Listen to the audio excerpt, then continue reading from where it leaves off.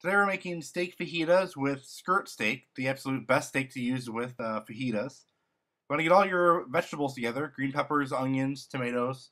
I don't use them here, but mushrooms too. Cut your green peppers like you see on the screen, and then throw them all in a dish like that, or a bowl. Get your onion out, cut it down the globe horizontally, and then cut them diagonally just like that. Once you get them all cut up, take them also, toss them in the dish. And then you want to get the tomato out. Tomato you can also cut the end off, and then cut all the gunk out of it. You want to get all the middle part.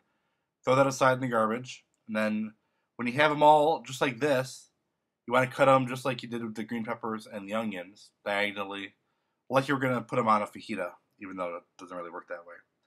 Then we go to the steak. This is the steak itself. This is a skirt steak. You need to ask your butcher for it because they don't really sell these on the shelf or in the freezer. So ask your butcher for it. It's not expensive. $3.99 a pound is what I paid for it at Norman's here in Westland. It's got a lot of good flavoring to it. You see with a lot of marbling and the fat. It's going to all kind of melt away once you're cooking it, so it's not that big of a deal. I'm going to just go ahead and leave it on.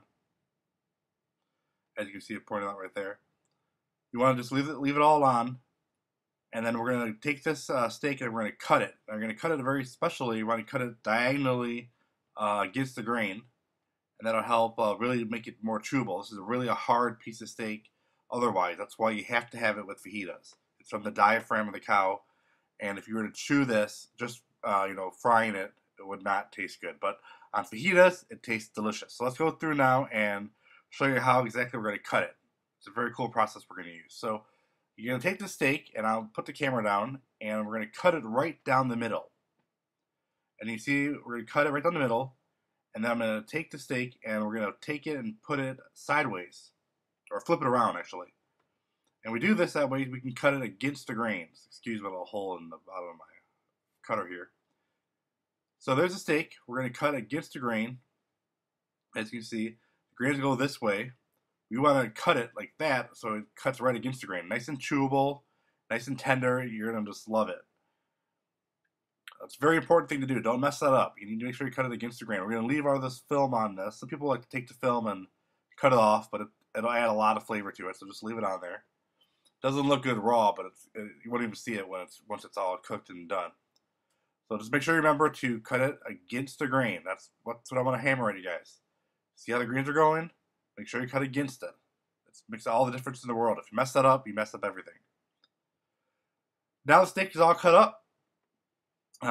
Very good amount of steak here. This will probably feed 5 or 6 people. This is 2 pounds of steak. Got the tomatoes, got the green pepper and onions. We're going to take them all, throw them on a grill. Now I'm going to leave the studio and we're going to go live to when I did this, so you can actually hear the sizzling of the green pepper and onions. And then we'll cut back to me in the studio afterwards. So check this out. All right, we have the green pepper and onions cooking right now. Put it on medium heat, and you want to let it cook for about 5-10 minutes, depending on how crunchy you want your vegetables to be. I like mine crunchy, so more towards the 5 minutes rather than the 10, but we'll get these all cooked, and while they're cooking, we'll go season the skirt steak.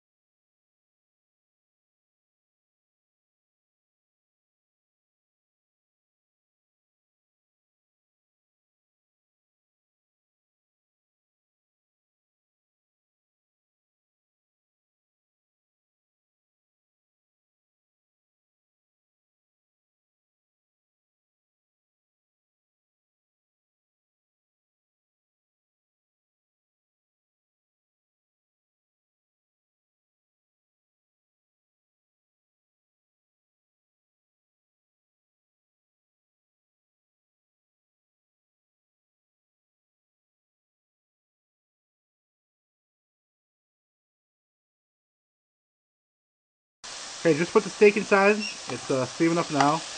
You just want to get rid of all the pink. Let them be brown. That's all you really need to do. So It's been in there for about a minute now. When they're all nice and brown, I'll let you know. Okay, it's been about 4.5 minutes, so I put in some tomatoes and I push the steak aside so I have room for the tomatoes to cook. So the tomatoes are now getting nice and hot and cooked.